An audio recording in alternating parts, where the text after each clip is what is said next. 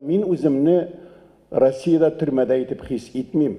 Мин үземне хис итәм, ниндидер менә милли суицидка бирешә башланган, ниндидер чирли башлаган бер кавымның агзасы дип, үзе теләп, үзенең баласына белән татарча сөйләшмәүче, үзенең милләтеннән ваз итәргә әзер булган, компьютерга кирип киткән, аның шул компьютерга интернетка биргән балалар, шушы суицид булмасын өчен bir тәкъдим шулай. Бусы инде бөтенебезгә дә.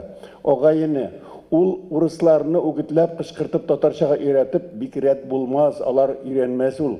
Чөнки 30-нчы елларда ансыз да өйрәнгәннәр. Бер татар, икенчесен күргәч, татарча сөйләшсә, өйдә дә, эштә дә, мөмкин булса, һәм ярдәм итеп тәрҗемә иттерсә, һәм ишеттерсә үзенең балаларына, үзенең сеңелләренә, оныкларына безнең телебезне, шул вакытта тел керәчәк. Әйдә шушындый акция, флешмоб башлап җибәрик.